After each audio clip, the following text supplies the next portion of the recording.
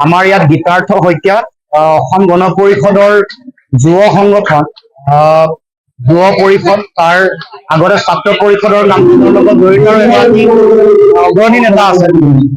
তেখেতে আমাৰ দলত যোগদান কৰিছে আৰু তেখেতৰ লগতে বিজেপি দলৰ বিভিন্ন পৰ্যায়ৰ নেতা কৰ্মকৰ্তাসকল ডিগবৈ সমষ্টিৰ প্ৰায়বোৰ পঞ্চায়তৰ পৰা আজি যোগদান কৰিছে। তাৰ উপৰিও আজি এই যোগদান কাৰ্যসূচীত বিভিন্ন সমাজৰ বিভিন্ন সমাজকৰ্মী, কৃষক, খেতিয়ক, ব্যৱসায়ী বিভিন্ন পৰ্যায়ৰ বিশেষকৈ যুৱক, ছাত্ৰ ছাত্ৰী সকলোৱে যোগদান কৰিছে আৰু এই যিটো পৰিৱেশ এইটোৱে প্ৰমাণ কৰিছে যে অসমৰ মাটিত পুনৰ এক জাতীয়তাবাদী ৰাজনৈতিক এটা উত্থানৰ এটা পৰিৱেশ আৰু শেহতীয়াকে অসমৰ যিটো পৰিৱেশ পৰিস্থিতি আমি সকলোৱে দেখিছো। এই পৰিৱেশত অসমৰ মাটিত জাতীয়তাবাদৰ এনেও এটা উৰ্বৰা পৰিৱেশ আছে আগৰ পৰাই, কিন্তু বিগত সময়ছোৱাত আঞ্চলিক ৰাজনৈতিক দল বা জাতীয়তাবাদী ৰাজনৈতিক নেতাসমূহৰ তেখেতসকলৰ দুৰ্বল ভূমিকা, বিশ্বাসঘাতক প্ৰতাৰকৰ দৰে তেওঁলোকে কাম কাজ কৰাৰ কাৰণে অসমৰ ৰাইজে কিছুদিনৰ কাৰণে এই বিশ্বাসহীনতাৰ এটা পৰিৱেশৰ মাজত আছিল। কিন্তু শেহতীয়াকে আমি দেখিছো যে ভাৰতবৰ্ষই হওক বা অসমৰ এই ভূমিতে ৰাজনৈতিক পৰিৱেশসমূহত ৰাইজে জাতীয়তাবাদৰ প্ৰতি তেওঁলোকৰ সমৰ্থন সহযোগিতা ইতিমধ্যে শক্তিশালী ৰূপত ব্যক্ত কৰিছে। আজিও মানুহৰ মাজত অলপ অলপ বিশ্বাসহীনতা আছে। সেইকাৰণে কৈছো যে মানুহে আমাক সতৰ্ক দৃষ্টি নিক্ষেপ কৰক, সদায় তেওঁলোকে নিৰীক্ষণৰ মাজত ৰাখক আৰু আমি অসমৰ ৰাইজক কথা দিছো, কামেৰে আমি প্ৰমাণ কৰিম যে আমি আপোচবিহীনভাৱে অসমৰ স্বাৰ্থক কেতিয়াও কোনো কাৰণতে জলাঞ্জলি নিদি অসমৰ মানুহৰ কাৰণে জাতীয়তাবাদৰ ৰক্ষাৰ কাৰণে কাম কৰিম। আৰু আজি মোৰ ভাল লাগিছে যে গীতাৰ্থ শইকীয়া বা আন যিসকল যুৱ প্ৰতিনিধি ইয়াত আজি অংশগ্ৰহণ কৰিছে, তেখেতসকলে উপলব্ধি কৰিছে যে যুৱ শক্তিৰ ভূমিকা অপৰিসীম।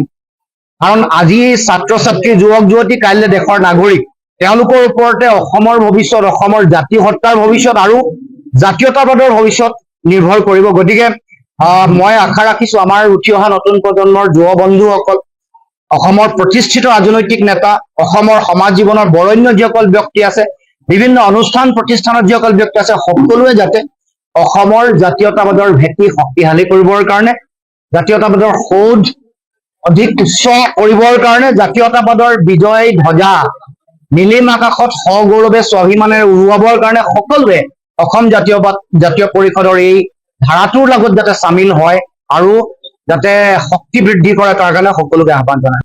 তাৰ উপৰিও আৰু কেইবাগৰাকীও এনেকৈ অতি শক্তিশালী জাতীয়তাবাদী নেতাৰ তেওঁলোকৰ ল'ৰা ছোৱালী অতি উচ্চ শিক্ষিত হম আৰু খুব প্ৰতিভা থকা নেতৃত্ব দিব পৰা কেইবাগৰাকীও যুৱ বন্ধু আমাৰ মাজলৈ অহাৰ তেওঁলোকৰ মন আমাৰ আগত ব্যক্ত কৰিছে।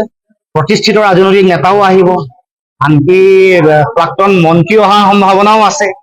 কিন্তু আমি আজিয়ে ক'ব পৰা হোৱা নাই, কাৰণ আলোচনা চলি আছে। কাৰণ ৰাজনীতিটো জানে নিশাৰ ভিতৰত বহু কথা সলনি হৈ যায়।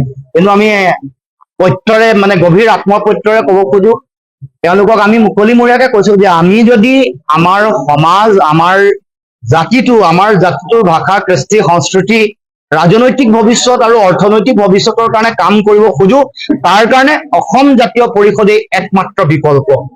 আৰু প্ৰকৃত জাতীয়তাবাদ, স্বাভিমানী জাতীয়তাবাদৰ কাৰণে এইখন এখন আটাইতকৈ উপযুক্ত মঞ্চ আৰু এই কথা উপলব্ধি কৰিয়ে সকলোৱে এই যাত্ৰাত চামিল হ'বলৈ ইচ্ছুক হৈছে।